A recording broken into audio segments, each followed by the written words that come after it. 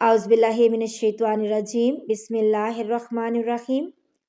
ابن عباس رضی اللہ تعالیٰ عنہ نے فرمایا کہ نبی کریم صلی اللہ علیہ وآلہ وسلم مکہ میں فتح مکہ کے موقع پر 19 دن ٹھہرے اور برابر قصر کرتے رہے۔ اس لیے 19 دن کے سفر میں ہم بھی قصر کرتے رہتے ہیں اور اس سے اگر زیادہ ہو جائے تو پوری نماز پڑھتے ہیں۔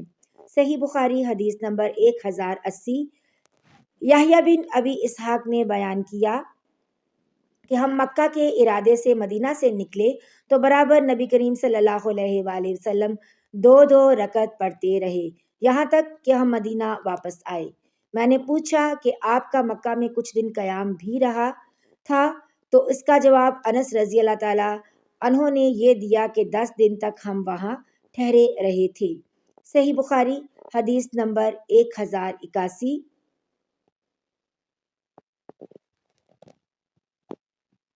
نافع نے خبر دی اور انہیں عبداللہ بن مسعود رضی اللہ تعالیٰ عنہ نے انہوں نے فرمایا کہ میں نے نبی کریم صلی اللہ علیہ وآلہ وسلم، حضرت ابو بکر صدیق رضی اللہ تعالیٰ عنہ اور حضرت عمر رضی اللہ تعالیٰ عنہ کے ساتھ مینا میں 2 رکعت نماز یعنی 4 رکعت والی نمازوں میں قصر پڑھی۔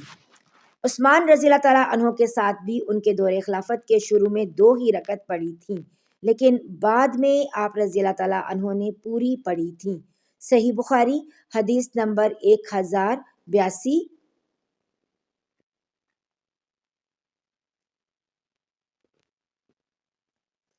اسحاق نے خبر دی، انہوں نے حارثہ سے سنا، آپ نے فرمایا کہ نبی کریم صلی اللہ علیہ وآلہ وسلم نے مینا میں امن کی حالت میں ہمیں 2 رکعت نماز پڑھائی تھی۔ صحیح بخاری حدیث نمبر 1083۔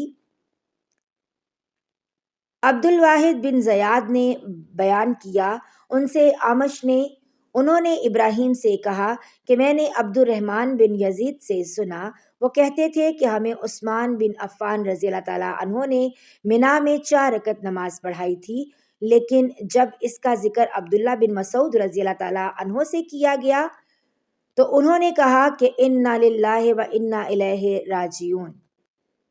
پھر کہنے لگے، میں نے تو نبی کریم صلی اللہ علیہ وآلہ وسلم کے ساتھ مینا میں 2 رکعت نماز پڑھی ہے اور ابو بکر صدیق رضی اللہ تعالیٰ عنہ کے ساتھ بھی میں نے 2 رکعت ہی پڑھی ہیں اور عمر ابن خطاب رضی اللہ تعالیٰ عنہ کے ساتھ بھی 2 ہی رکعت پڑھی تھیں، کاش میرے حصے میں ان 4 رکعتوں کے بجائے 2 مقبول رکعتیں ہوتیں۔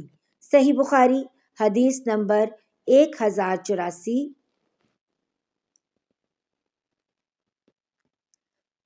ایوب نے بیان کیا، ان سے ابو العالیہ برا نے ان سے حضرت ابن عباس رضی اللہ تعالیٰ عنہ نے کہ نبی کریم صلی اللہ علیہ وآلہ وسلم صحابہ کو ساتھ لے کر تلبیہ کہتے ہوئے ذی الحج کی 4 تاریخ کو مکہ میں تشریف لائے۔